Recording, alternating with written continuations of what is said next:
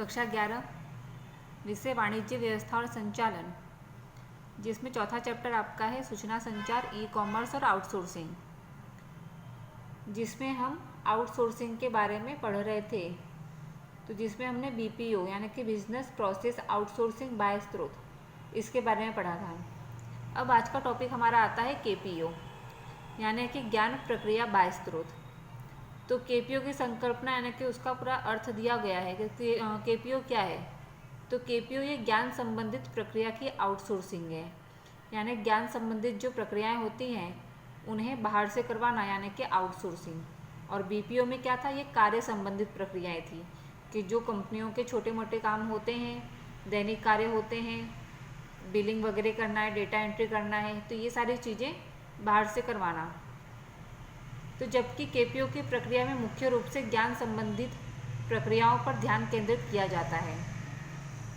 KPO में ऐसी प्रक्रियाओं का समावेश किया जाता है जिनमें उच्च स्तर ज्ञान और कुशलता अपेक्षित हो, जो कंपनी के विकास के लिए उत्तरदायी हो सकते हैं। तो केपीओ में किसका समावेश होता है, तो उसमें एकदम उच्च स्तर ज्ञान का समावेश होता है, कुशलता का समावेश होता है कि जो इस प्रकार के ज्ञान का आवश्यकता हो कि जो कंपनी के विकास के लिए जवाबदार हों। तो ऐसी चीज़ें बाहर से करवाना, आउटसोर्सिंग के द्वारा करवाना। केपीओ की आवश्यकता दी गई है, जिसमें पहला है सर्वोत्तम निपुणता की प्राप्ति। तो केपीओ देने वाली संस्था के पास से प्रशिक्षण और मानव संसाधन पर विनियोग के परिणाम स्वरूप उच्च कोटि की कुशलता प्राप्त होती है, जो धंधा की इकाई को उसका लाभ न्यूनतम खर्च पर प्राप्त होता है।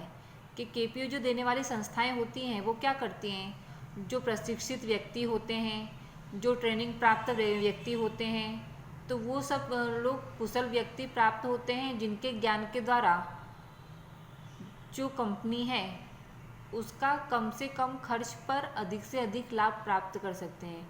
ये व्यक्ति क्या करेंगे, ये कंपनी को इस प्रकार की सलाह देंगे कि किस प्रकार से कंपनी में खर्च कम से कम हो और लाभ अधिक से अधिक हो सके। तो केपीओ श्रेष्ठ तकनीक, मानव संसाधन और पद्धति पर महत्तम विनियोग करके श्रेष्ठ परिणाम देता है। साथ में जो भी कार्य अनुभव हैं, वो कार्य अनुभव केपीओ में जो व्यक्ति हैं उन्हें प्राप्त होने से उच्च स्तर की प्राप्ति हो सकती है। इस प्रकार केपीओ देने वाली संस्था का मुख्य कार्य क्या हो जाएगा कि कम से कम खर्च करके अधिक से अधिक लाभ देने की कोशिश करना। दूसरी आवश्यकता आती है स्रोतों का महत्तम उपयोग। तो जो केपीओ देने वाली संस्थाएं हैं वो अधिकतम ग्राहक लक्षी प्रवृत्तियों में अपना योगदान देंगी, यानी कि जो भी धंधा की इकाई है उनके पास साधन सीमित होते हैं, यानी कि संपत्ति सीमित होगी, कर्मचारी सीमित होंगे, मशीनें सीमित होती हैं, यंत्र सीमित होते हैं। तो ये चीज़ें सीमित होती हैं, लेकिन उसका किस प्रकार से अच्छे से अच्छा महत्तम उपयोग किया जा सके कि लाभ में वृद्धि हो सके, तो ये केपीओ की संस्था का कार्य होता है। अगला तीसरा पॉइंट है जटिल समस्याओं का समाधान करना। तो जो केपीओ देने वाली संस्थाएं हैं, आउटसोर्सिंग की जाती है, उसमें अगर किसी प्रकार की जटिल से जटिल समस्या कंपनी में आती है, उसका समाधान इस प्रकार की संस्थाएं देती हैं। मुख्य कार्यों पर विशेष ध्यान। केपीओ के द्वारा जो सहायक बौद्धिक कार्य होते हैं, ज्ञान संबंधी कार्य होते हैं, उन्हें आउटसोर्सिंग करवाया जाता है और जो कंपनी है उसके मुख्य कार्य पर ध्यान केंद्रित कर सकते हैं। जैसे उदाहरण के रूप में दिया है कि कोई एक विद्यालय है, स्कूल है, वहाँ पे कंप्यूटर शिक्षण, कैंटीन की सुविधा, स्टेशनरी की सुविधा जैसे कार्य आउटसोर्स करें तो संस्था के मुख्य कार्यों पर अधिक ध्यान दिया जा सकता है। कि कोई स्कूल का उदाहरण दिया गया है कि अगर वहाँ पे कंप्यूटर की पढ़ाई हो रही है तो वो कंप्यूटर का शिक्षण विभाग है, वो बाहर से किसी अन्य टीचरों को बुला करके किया जा सके। कैंटीन की सुविधा, खाने पीने की सुविधा है, वो बाहर आउटसोर्सिंग में दे दी जाए, किसी अन्य संस्था को दे दी जाए। स्टेशनरी की सुविधाएँ हैं तो वो की उसकी जवाबदारी आउटसोर्सिंग के द्वारा दे दी जाए। तो जिससे जो मुख्य कार्य होगा उस पर स्कूल अपना ध्यान, विद्यालय अपना ध्यान केंद्रित कर सकेगी और विकास कर सकेगी। पांचवा पॉइंट आता है द्रव्य का महत्तम उपयोग, यानी कि जो आउटसोर्सिंग की जाती है केपीओ के द्वारा उसमें पूंजी का इस प्रकार से इस्तेमाल किया जा सकता है कि जो पूंजी धंधा की इकाई में फिजूल में खर्च होने वाली होती है उसे उचित जगह पर लगाया जा सकता है जिससे महत्तम लाभ प्राप्त किया जा सके।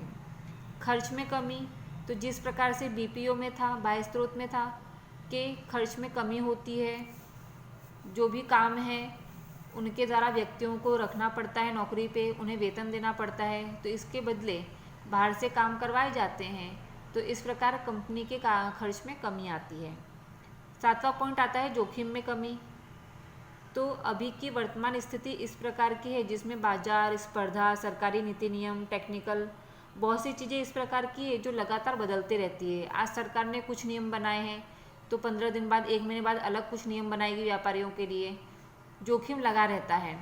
उसी प्रकार से यंत्र वगैरह में भी होता है, टेक्निक में भी होता है कि आज जो टेक्निक हम अपनी कंपनी में इस्तेमाल कर रहे हैं, आने वाले 1-2 साल में वो टेक्निक पुरानी हो जाएगी, नई टेक्निक आ जाएगी। तो उन सारी चीज़ों में पूंजी अधिक खर्च करें, उसके बदले ये सारे कार्य बाहर से करवाएंगे तो हमारे खर्च में कमी होगी, प्लस जोखिम में भी कमी होगी कि हमारी पूंजी बच सकेगी। तो यहाँ पे ये केपीओ की आवश्यकता के 7 पॉइंट थे। उसके बाद केपीओ का कार्य क्षेत्र दिया हुआ है। कौन कौन से कार्य क्षेत्र होते हैं? तो पहला है व्यापार और बाजार संशोधन का कार्य, कानूनी सेवाएं देने का कार्य कि केपीओ कौन कौन से कार्य करती है। तीसरा है मेडिकल सेवाएं देने का कार्य। चौथा प्रशिक्षण मार्गदर्शन देने का कार्य, संशोधन और विकास करने का कार्य, कंप्यूटर प्रोग्रामिंग करने का कार्य और एनिमेशन और डिज़ाइन करने का कार्य। ये 7 कार्य हैं जो केपीओ की जो संस्थाएं हैं या कंपनियां हैं वो करके हम कंपनियों को देती हैं। तो यहाँ पे ये आपका चौथा चैप्टर सूचना संचार, ई कॉमर्स और आउटसोर्सिंग पूरा होता है। इसके बाद अगला चैप्टर अगले वीडियो में देखेंगे।